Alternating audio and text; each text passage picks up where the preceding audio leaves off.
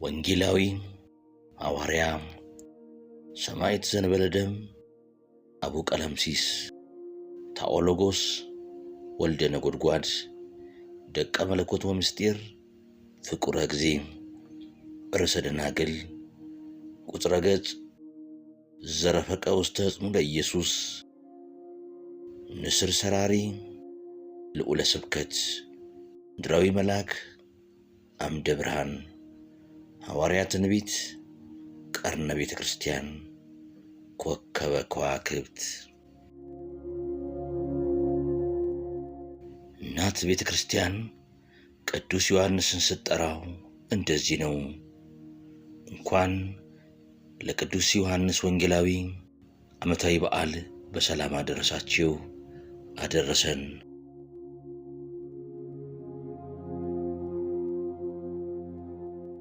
ቅዱስ ዮሐንስ ፍቁረ እግዚእ።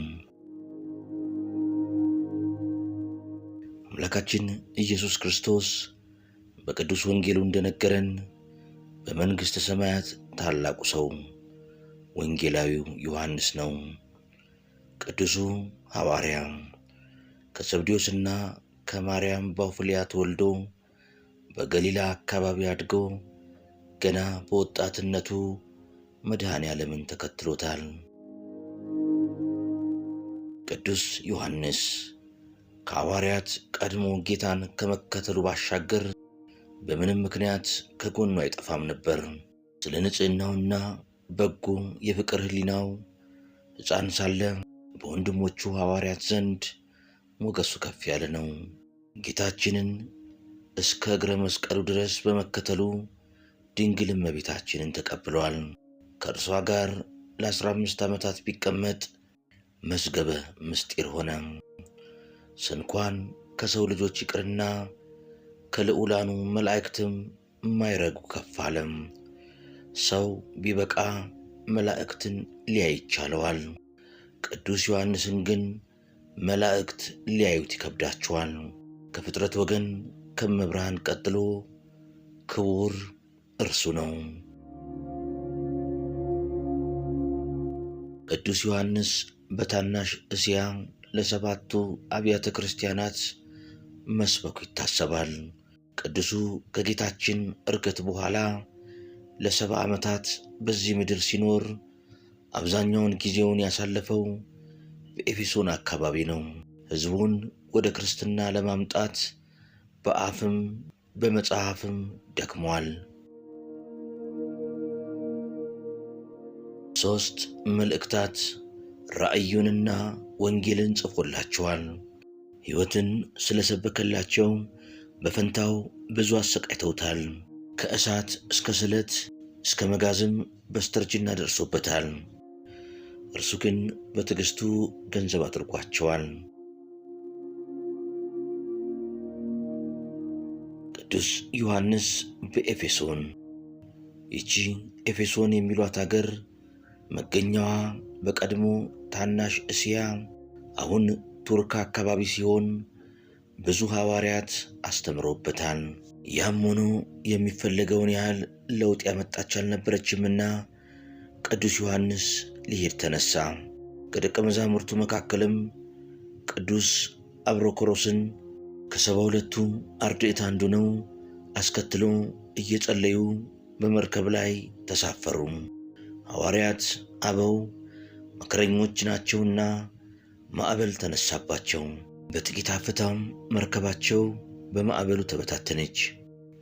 ቅዱስ አብሮኮሮስ በስባሪ ላይ ተሳፍሮ ወደ አንዲት ደሴት ደረሰ።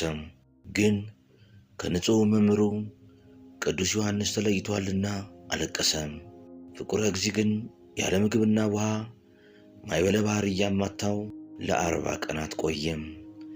እርሱ በፈጣሪው ፍቅር የተመሰጠ ነበርና አለመመገቡ አልጎዳውም። በ40ኛው ቀን ግን ደቀ መዝሙሩ ወዳለበት ደሴት ማዕበሉ አደረሰው። ሁለቱ ቅዱሳን ተፈላልገው ተገናኙ። እጅግም ደስ ብሏቸው ፈጣሪን አመሰገኑ። አምላካቸው ወደዚህ ደሴት ያመጣቸው በጥበቡ ነውና ሲዘዋወሩ ሁለት ነገርን አስተዋሉ።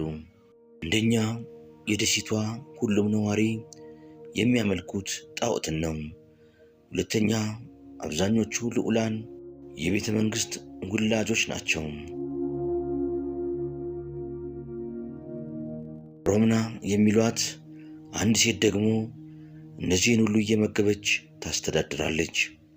ቅዱሳኑ በቦታው በቀጥታ ትምህርተ ወንጌልን ቢናገሩ እንደማይቀበሏቸው ስለተረዱ ሌላ ፈሊጥን አሰቡ።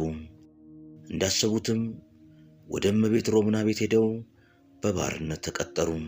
ለእርሷም ድሮ የአባትሽ ባሮች የነበርን ሰዎች ነን ስላሏት ሁለቱን ቅዱሳን እሳት አንዳጅና ገንዳ አጣቢ አደረገቻቸው። ለሰማይ ለምድሩ የከበዱ እነዚህ ቅዱሳን የካዱትን ይመልሱ ዘንድ በባርነት ግፍን ተቀበሉ። የመከር የማሳመኛ ጊዜ ሲደርስም አንዳች አጋጣሚ ተፈጠረ። ቅዱሳኑ ዮሐንስና አብሮኮሮስ ወደ መታጠቢያ ቤቱ ሲገቡ ሰይጣን በውስጡ ኖሮ ደንግጧልና እወጣለሁ ብሎ ሲሮጥ የንጉሡን ልጅ ረግጦ ገደለው። ሮምናና የአካባቢው ሰዎች ከበው ሲላቀሱ ቅዱሳኑ ቀረቡ። ሮምና ግን በቁጣ ለተሳለቁ ነው የመጣችሁ በሚል ቅዱስ ዮሐንስን በጥፊ መታቸው። መላእክት እንኳ ቀና ብለው ሊያዩት የሚከብዳቸው ሐዋርያ ይህን ታገሰ። በጥፊ ወደ መታችው ሴት ቀረብ ብሎ አትዘኚ፣ ልጁ ይነሳል አላትና ጸለየም። ወደ ሞቶም ቀረብ ብሎ በጌታችን ስም አስነሳው። በዚህን ጊዜ ሮምናን ጨምሮ በስፍራው የነበሩ ሰዎች ለቅዱስ ዮሐንስ ሰገዱ። እርሱ ግን ሁሉንም አስነስቶ ትምህርተ ሃይማኖትን፣ ፍቅረ ክርስቶስን ሰበከላቸው። በስመ ሥላሴ አጥምቆ ካህናትን ሾሞ ቤተ ክርስቲያንም አንጾላቸው ወጥቷል። በኋላም ለሮምናና ለደሴቷ ሰዎች ክታብ ወይም መልእክትን ጽፎላቸዋል። ይቺ መልእክት ዛሬ ሁለተኛዋ የዮሐንስ መልእክት ተብላ መጽሐፍ ቅዱስ ውስጥ ትታወቃለች። ቅዱስ ዮሐንስ ቀጥሎ የተጓዘው ወደ ኤፌሶን ነው። በዚች ከተማ የምትመለክ አርጤምስ የሚሏት ጣዖት ነበረች። አርጤምስ ማለት መልክ የነበራት ትዕቢተኛ ሴት ስትሆን አስማተኛ ባሏ ነው እንድትመለክ ያደረጋት። ቅዱስ ጳውሎስ ብዙ ምዕመናንን ከእርሷ እንዲርቁ ማድረግ ችሏል። ጨርሶ ያጠፋት ግን ቅዱስ ዮሐንስ ነው። በቦታውም ብዙ ግፍ ደርሶበት በርካታ ተአምራትን አድርጓል። ቤተ ጣዖትንም በተአምራት አፍርሶታል።